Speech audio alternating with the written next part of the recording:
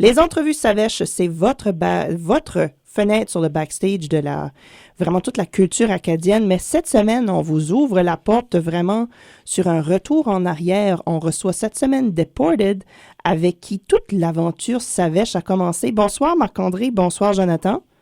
Bonsoir. Bonsoir.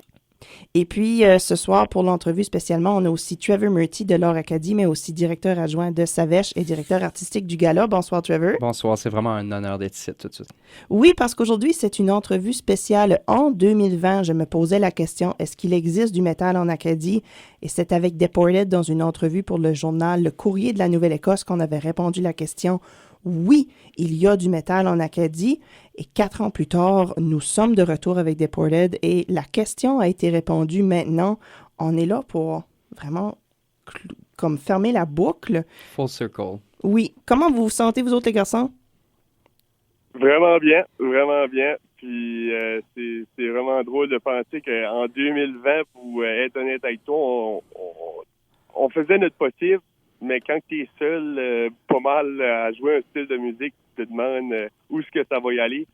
Puis voir l'évolution aujourd'hui qu'on se parle avec tout ce qui se passe, c'est assez incroyable. Là. Oui, parce que le 28 mars 2020, j'ai l'article dans les mains devant moi, le logo Deported n'était même pas celui que vous avez aujourd'hui. Non, c'est ça. Dans ce temps-là, on s'appelait Ghost of Boscawen pour un certain temps, qui était une autre référence acadienne. Oui, c'était mentionné dans l'article aussi. Si tu permets que je lise la réponse que tu avais donnée à l'époque.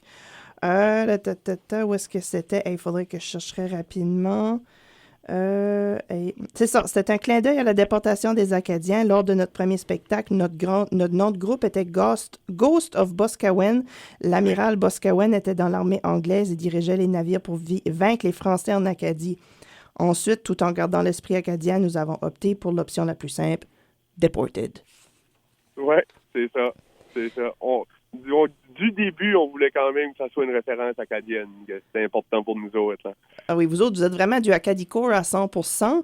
Et justement, c'est avec votre chanson Path of Exile, basée sur la chanson Ave Maristella, que toi, Trevor, tu as vraiment découvert le métal en général. Carrément, je vais être honnête avec vous autres, comme j'ai jamais ressenti le sentiment d'appartenance au métal comme que je l'ai senti lorsque j'ai découvert Savèche.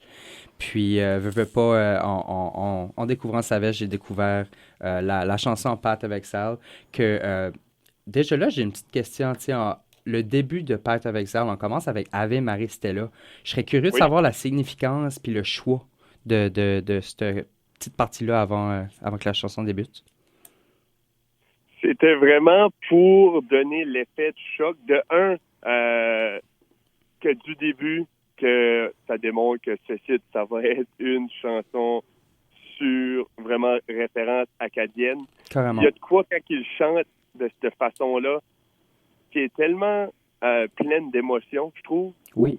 Puis avec la cloche de l'église qu'on a synchronisé avec le riff du début qui finit avec la Ave Maristella. Puis là, on rentre dans le carnage que ça a été, on peut le dire. On trouvait que ça faisait un effet là, vraiment saisissant pour cette chanson-là. Là. Je pense que ça a bien tourné. Là.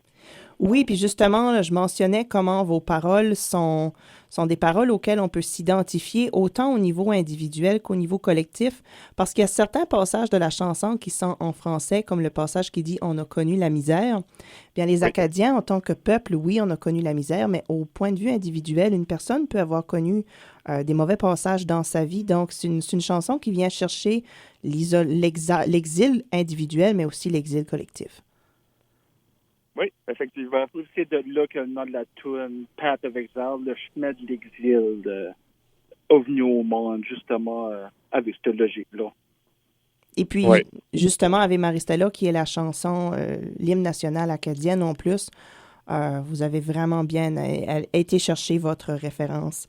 Et puis vous, en 2020, je vous recevais en entrevue. Vous êtes encore actif, donc ça fait au moins 4 ans que vous roulez votre boss.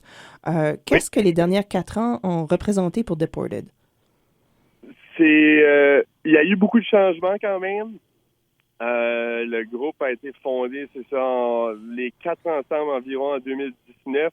Là, on a recordé Exordium en 2020. Par la suite, il y a eu un changement là, dans le groupe. Donc, on a changé de bassiste. Maintenant, c'est Michael Godin qui fait un travail extraordinaire. Puis, on a été extrêmement chanceux d'aller chercher Jonathan, qui est avec nous autres aujourd'hui, qui a amené le band à un autre niveau côté technique et côté guitare. Puis, on a évolué en 4 ans. Si tu écoutes, par exemple, les chansons qu'il y avait sur Exordium, avec nos fameuses nouvelles chansons même qu'on est en train la petite surprise qu'on a pour 2025, le progrès est vraiment incroyable, que je pense, autant au niveau de composition que chacun individuellement, côté technique, on a travaillé extrêmement fort. Ça fait que c'est tout un parcours. On a toutes des vies extrêmement baisées, mais on prend le temps pareil, puis on trouve que c'est important pour nous autres. Hein.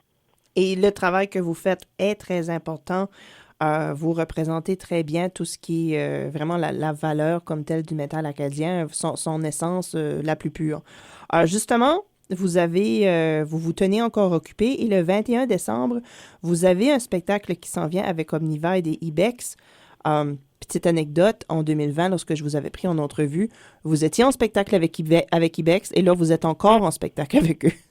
Oui, donc drôle de coïncidence. Oui, très bonne relation entre vos bands. Alors, je vais laisser Trevor vous poser quelques questions concernant ce spectacle qui s'en vient parce que c'est un spectacle bénéfice. Oui, carrément. Puis ce que je trouve cool, c'est que vous invitez les gens à apporter de la bouffe puis des produits non périssables. Si vous dites que toutes les donations vont être à la charité, pouvez-vous élaborer là-dessus? Ce qu'on fait, le show, si tu viens à la porte, il est 15 $ pour l'entrée. Si ça donne des denrées non périssables ou des produits hygiéniques, ça va être pour 10 $. Parfait. Nous, on fait ça parce qu'on a vraiment le cœur à la bonne place. On n'est pas des métalleux qui sont fous de la population. On est vraiment là pour aider les gens qui nous entourent. On fait de la musique par rapport à l'horreur qui se passe autour de nous autres dans la vie de tous les jours, mais on veut aussi pas non seulement en parler, mais on veut aussi aider du mieux qu'on peut. Et le mois de décembre, je crois que c'est le mois où les gens ont le plus de besoin d'aide. Puis si on peut faire notre part, on est all in for it.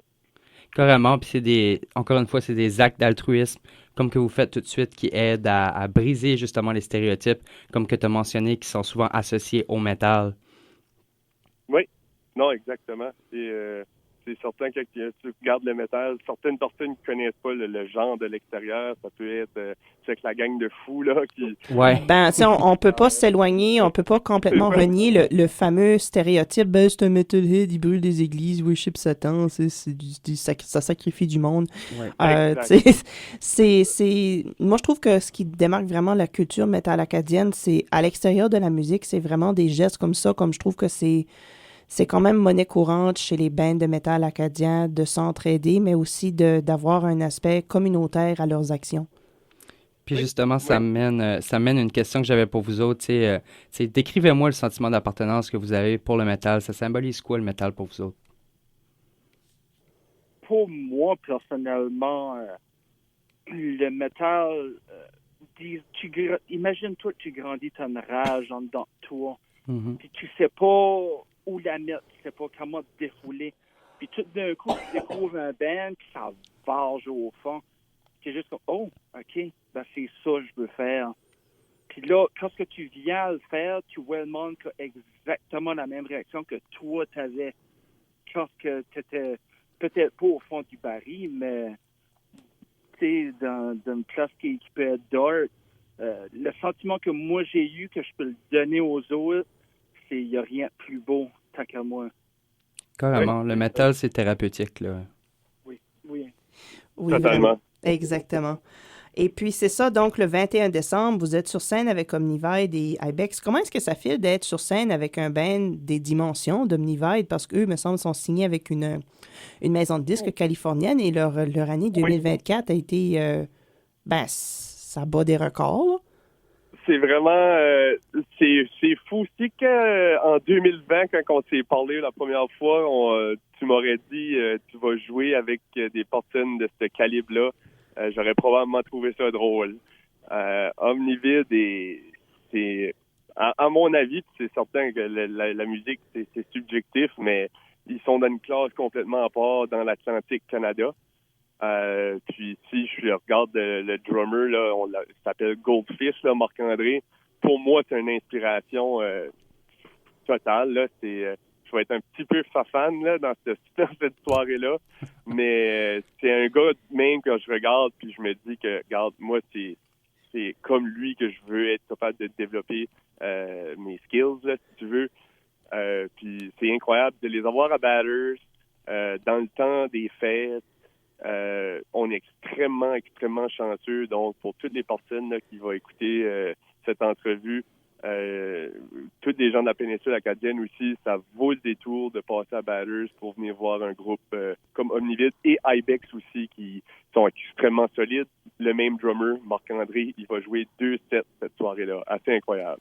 Ça, c'est fantastique. Moi aussi, j'admets que je vais être omnivide, mais que je grandis. Notre entrevue tire déjà à sa fin. Moi-même, je tirerais ça pour le restant de ma vie si je pouvais, mais il faut qu'on conclue. Vous avez des projets qui s'en viennent en 2025. Pouvez-vous nous en parler un petit peu? Oui, ben tout de suite, on est en train de faire la composition pour notre album. Ça sera pas un EP, ça va être un album complet. On vise 2025 pour la sortie. On restez à l'affût. Vous n'allez pas le regretter. Non, je pense pas. Et sur ce, avant qu'on se quitte, si les Papillons de Nuit veulent vous trouver sur les réseaux sociaux ou se procurer votre musique, où est-ce qu'on vous trouve sur les internets? Donc, on est un petit peu partout. Vous pouvez nous trouver sur Facebook et Instagram. Juste notre nom, Deported. Puis on est aussi sur Bandcamp si vous voulez payer pour, dans le fond, nous supporter là, en payant l'album, le EP, le dernier. On est aussi sur Spotify, puis sur YouTube. Donc, si vous ne nous avez jamais écouté, je vous invite à le faire. Ben parfait. Ben je vous remercie beaucoup. Merci, Trevor. Merci. C'était vraiment un plaisir de vous avoir ce soir. Et sur ce, on se laisse avec la chanson de Deported, Path of Exile.